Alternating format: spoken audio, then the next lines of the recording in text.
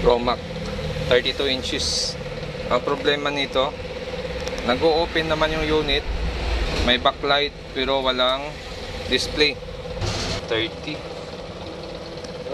Ito, model 3D 32932. So smart na rin ito. So ganyan yung main board nya. Ang problema ng unit natin ay nasa top board. So, meron siyang T-con. Yan, nakatago yung T-con nya. Yan, sunog yung pin ng IC dito. So malamang dito nagkaroon ng problema.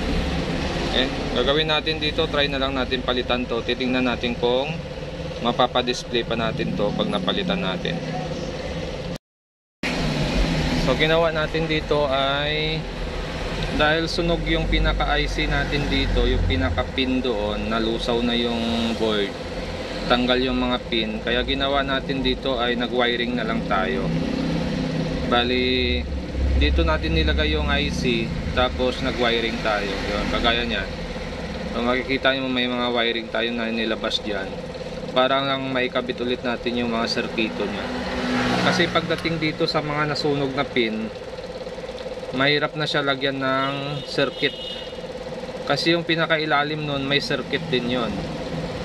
Pwedeng dumikit yung lead natin doon sa pinakailalim na board at magkaroon pa ng problema. Pero sa ginawa kong ito, sigurado ako na isang trabaho lang ito. Baga isang gawa lang, pag nakabit mo na lahat at magnormal pa yung display, okay na siya. Yan. So yan yung ginawa natin. Ito, nakabukas na yung unit natin. Yan, ka-green na yan. At tingnan natin kung may palabas. Yun, no? Diba?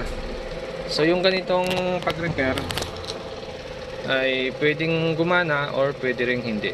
Pero yung sa ginawa natin ay gumana siya. Yan. So nagawan pa natin ng paraan. At kung bago lang kayo sa aking channel, huwag kalimutan mag-subscribe. Promac na 32 inches